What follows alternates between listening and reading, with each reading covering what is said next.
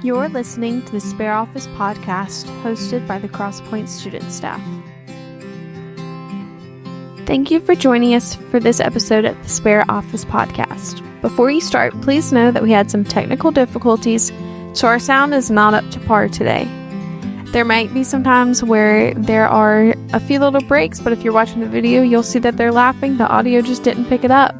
Again, thank you for listening to this episode of the Spare Office podcast. All right.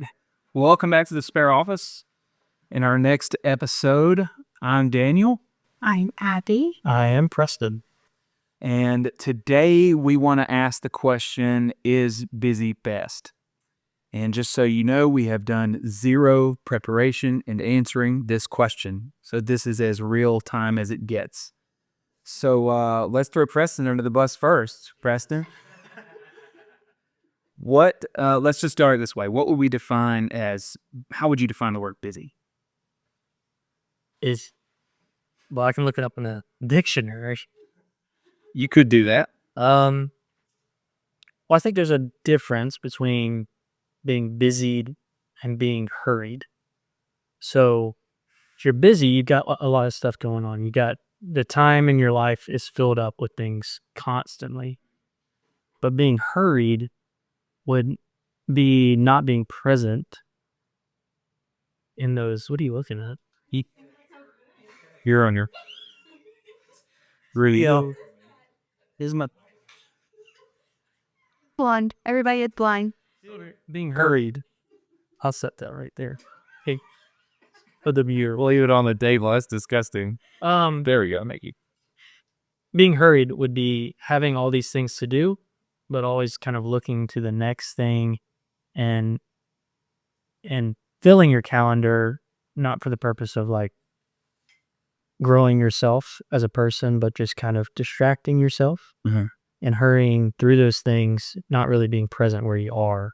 And I think God calls us to be present in all circumstances and know that He is God.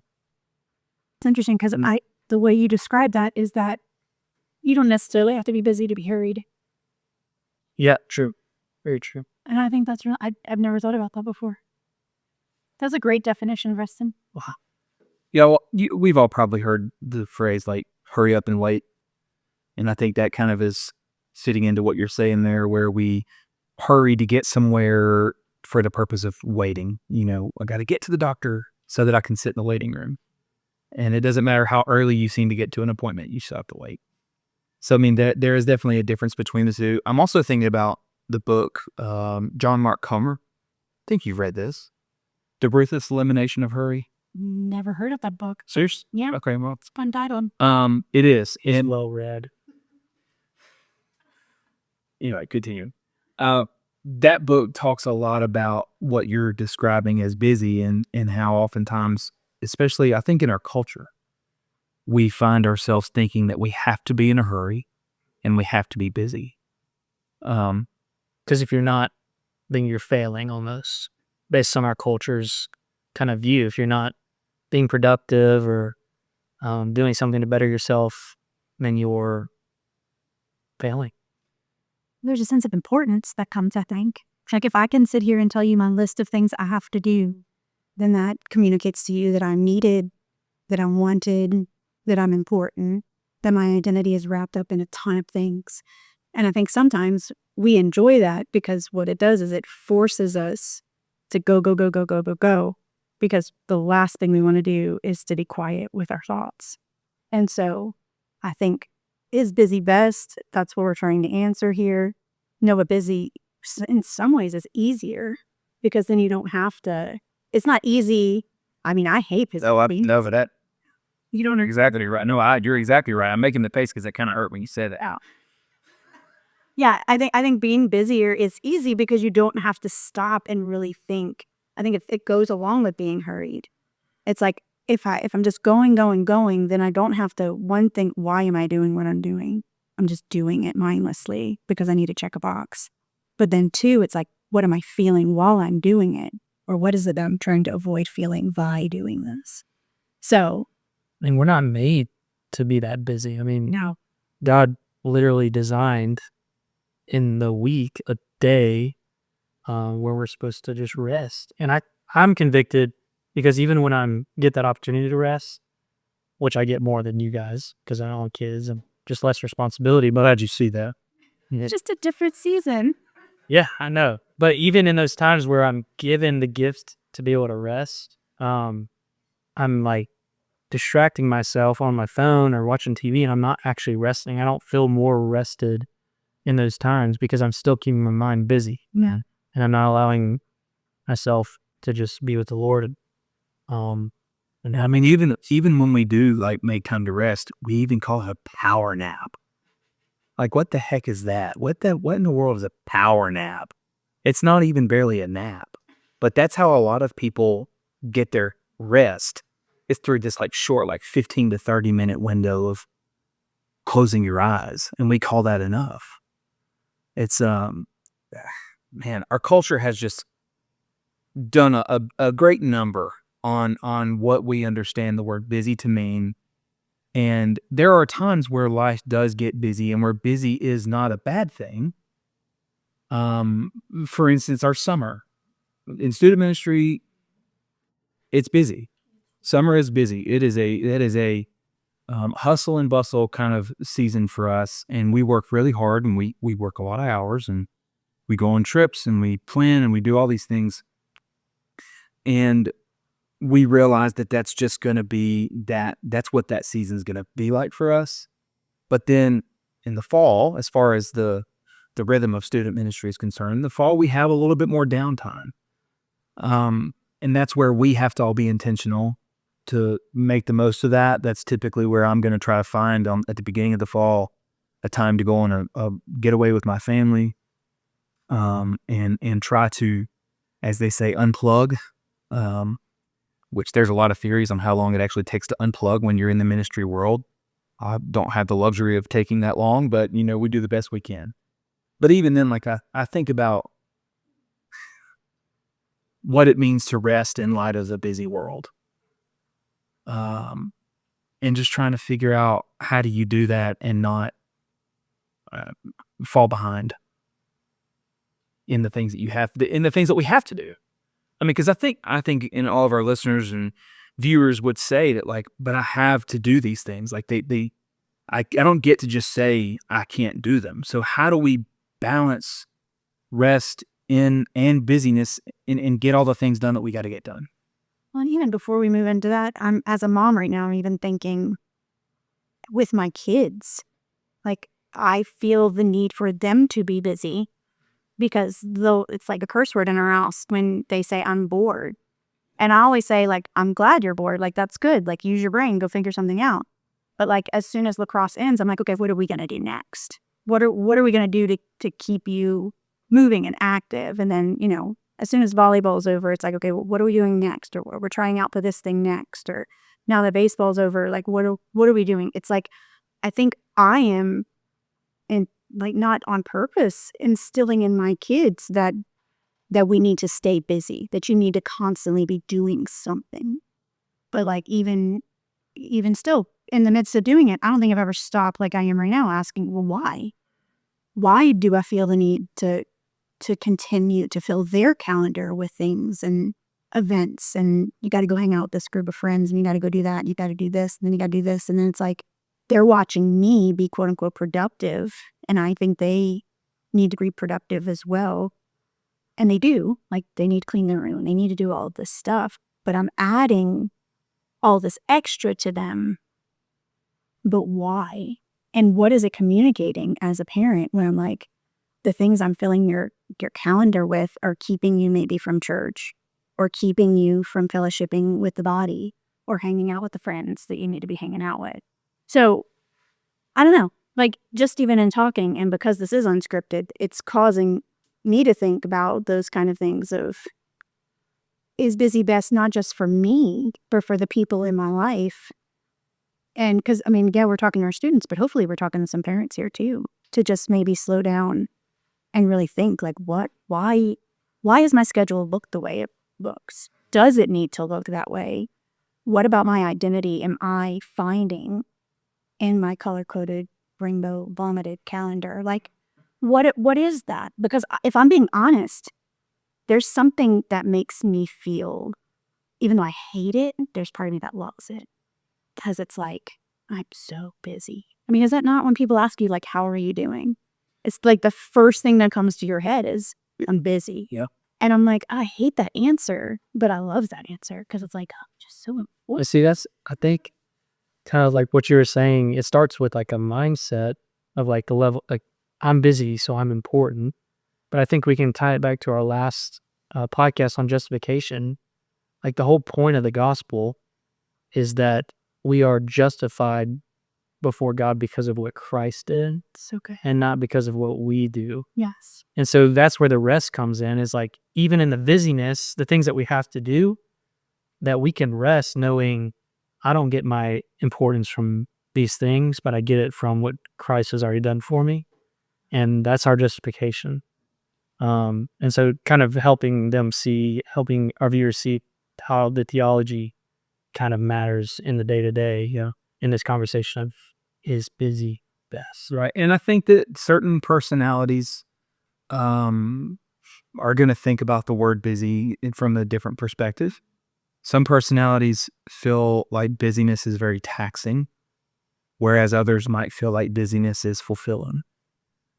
Helping them feel like my day is productive. My day is successful because I was able to get, XYZ accomplished. You box checkers out there, you feel very accomplished when you've had a busy day and you've been able to, check a lot of those boxes. But for others of us who aren't necessarily looking at a proverbial, checklist, because I don't really see a checklist. I have to force myself to make a checklist. But I can still look back on my day and see the things that I did. Some of those things were things that needed to get done, whereas other things were things that I did simply because I desired to. But interesting enough, I still feel like those things that I chose to do that weren't necessarily on my checklist made me feel busy. And I think sometimes if we don't have organized thoughts like about how our day is going to go, then that's where I think it begins to feel more taxing. Is like it's the things that I'm kind of wasting my time doing as opposed to being productive in doing. And I think that's why it's so good what Preston just said is we're talking about the whole purpose of this podcast is to show how theology and what we believe about God, how that affects our daily lives. Yeah. And so your checklist might not look different after assessing your calendar, but if you see it from the perspective of, like, I'm doing this for the Lord. Like, I'm not resenting the fact that I have to do these things. I'm not praising myself because I have to do these things, but I'm doing these things because the Lord has entrusted me to do them. The Lord's entrusted me with this family. The Lord's entrusted me with this sport. The Lord has given me the gifting to do these things. And if I'm doing it out of His strength, realizing I could do none of this without Christ and being justified. And even in the process of me sinning in my busyness, Him now sanctifying my busyness, and it now being like, hey, not you, me. Like, do it in my strength. Acknowledge me in the middle of this. Then the busyness can become rest. You can hold them both in the same hand because of the kindness of who God is to not necessarily change your circumstance, not necessarily make you less busy, but to make you focus on Him and realize, like, He is the purpose. He is the center. He is why we do all that we do. And am I glorifying Him in the middle of my busyness? Okay, so I think a good follow-up question then would be, if we're thinking about our schedules, we're thinking about the things that we got to get done in a day, we're thinking through the framework of, is what I'm doing glorifying God? Then where in that schedule do we intentionally make room for God? Right? Because we would all agree that spending time in my Bible, spending time reading the Word, needs to be a part of my schedule. Spending time studying, spending time in fellowship, spending time in worship, all of those things need to be a part of our schedule. But I think we would also agree that in our culture, a lot of times when our schedule gets quote unquote too busy, those are the things that get the axe. When it comes to making more room, I got to study more, I got to practice more, I got to work more. What is it on our schedule that gets nixed in order to accomplish those things, a lot of times it would be church life, spiritual things. So the question then would be, how do we balance that and make sure that that's not getting nixed from our schedule in order to make sure that we realize what is at the center of all of this? And I think it's a cultural thing. And I think it's a newly cultural thing. Yeah. I think it's Martin Luther that was said, I have so much to do today. I need to spend my first 3 hours in prayer. Like, I think like that's the mindset of back then, is of literally a John, I can do nothing apart from him. And so I think there's a humility aspect in it. We kick Jesus out because we can do it on our own. We kick Jesus out of our schedule because he's almost interfering with our lives. And so I say that and I feel it. But I mean, even Jesus himself, he Yeah. ran off by himself to spend time with his Father. Like, Jesus was a busy man. I mean, he spent days and days ministering to people. And he made sure to spend that time. And as our model, why do we think we can do it without our Father? But I think tangibly, I mean, like just in a very realistic way, it's you have to slow down in order to assess. You can't continue to maintain the same pace and think that things are going to change. It's like you have to sit down, give yourself a certain amount of time, look at your calendar. I mean, we did this at winter retreat with some of our students. It's like, first of all, do you have a calendar? Right. Most of them are like, we don't even have a calendar. And I'm like, that's fine. It's a generational thing too. But to know, what does your week look like? Where does your time go? Because some of them might not even know. Look at your phone. How much time do you spend on your phone? And then you're like, I don't have time to read my Bible. It's like, well, that's 9 hours a day. I bet at least 30 minutes of those 9 hours could be in your word. Right. Yeah. And then it's like, so what would 30 minutes in the Bible do? What is 9 hours on a phone doing? Like, look at your life to actually ask hard questions and then actually do something about. That's the key. That's where I was about to go. Actually doing something about it. When I'm willing to look at those things, when I'm willing to kind of look at the stats, look at the numbers, and I see what's actually going on, like in real data, then what am I actually doing to make a change in that? We had a great conversation yesterday here in the office about just our general health, physical health. And one of the things that Buck Pearl, our missions minister, was saying was, like, I see all these things that I need to do, but I realize it's not realistic for me to make every one of those changes. So I'm just going to try to find some smaller things that I can change immediately. And I think that really, if we're being practical, that would be our answer. Yeah, that's right. Baby steps. It's always baby steps. It's never this giant. Most of the time when you make a giant leap, you find yourself having to take a lot of steps back to find a balance. And I think that's what we want this episode to be about. We want it to help you with is like finding some balance. Busy is not an evil word. That's not what we're trying to get at. We're all busy. We all have things happening. We can acknowledge that, but then we have to be willing to say, like, okay, where is a healthy spiritual balance? How am I making sure that my busyness is honoring to God? How am I making sure that I am making sure that God's at the center of my relationship, the center of my life in general?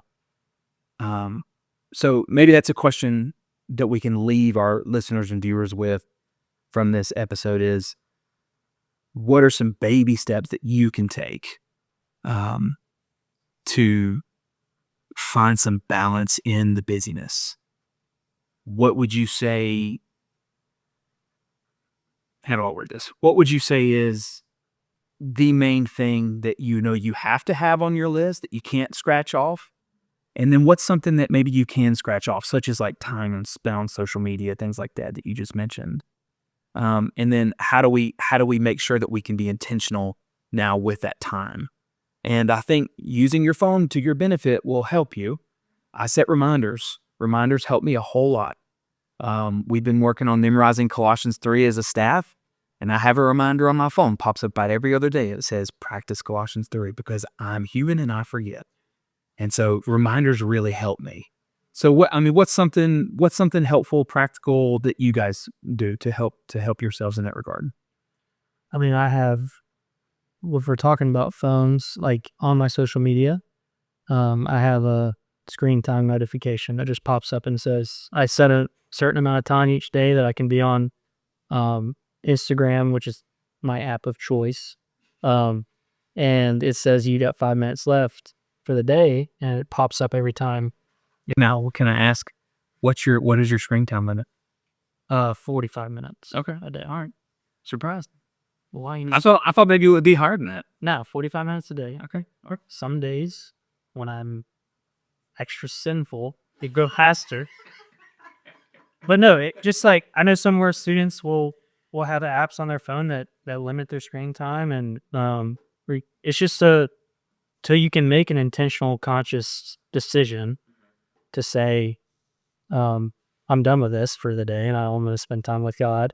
We need that help, like you said. We're doing it. Yeah. We need the reminders, and so that would be something practical that I. That's good. I like that. Yeah, I think for me, I don't really have the time for social media. I actually forget a lot of things, and especially with school when teachers send stuff through Facebook, and I don't check every of it. But I think for me, it's more of the because I am so quote unquote busy, I'll find myself being resentful because of my schedule. So what I've had to do recently, actually, because I had to do for class, I had to do a self-counseling project, and this is kind of where it was, is more bringing scripture into my busyness, so that in the middle of doing it, when my brain wants to go be like, I'm too needed, they're so needy, like when I start getting bitter and resentful about what it is I'm doing, I have to remember, like very intentionally, we'll go into for these momentary light afflictions. Like these are just momentary, that the Lord has brought these things into my life, and I've had to learn to be grateful in the middle of my busyness. So just really reciting scripture, singing songs. Of course, right now, what's the one, and when I'm doing well, help me to never seek a crown, for my reward is given, glory to him. Oh, Lord, you're beautiful. That song. Yeah, I was going to say that. Yeah. First song line, that is a really good one. But that's the line. It's like when I'm doing well, because I think I'm doing well in my busyness, but even when I'm doing well, help me to never seek a crown, for my reward is giving glory to you. And so like, that's the song that I'll start singing. It's not that my circumstances are changing, but it's my perspective and my heart realizing who I'm doing it for. Yeah. And so, so that's personally what I've been having to do lately in the middle of all the busyness. That's really good. Yeah.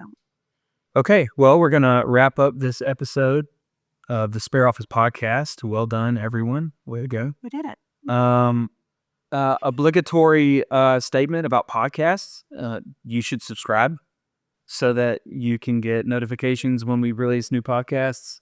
Yeah, where do they need to go to subscribe? My own stress drive down low. I've never done that. It's a dream come true. There you go. We just All right. Wow. check it out. Does it feel good? I'm disappointed. Oh. So we look forward to joining you. We look forward to seeing you next time. Already did. We were so close. Okay, how about this? Clocking out of this episode of the Spare Office Podcast. We will see you guys again soon. Ciao. Carry on. You've been listening to the Spare Office Podcast hosted by the Crosspoint student staff. We would love to hear your feedback and questions, so you can contact us on Instagram at cpstudents_info or on Facebook at Crosspoint Students. Again, thank you for listening to this episode of the Spare Office Podcast.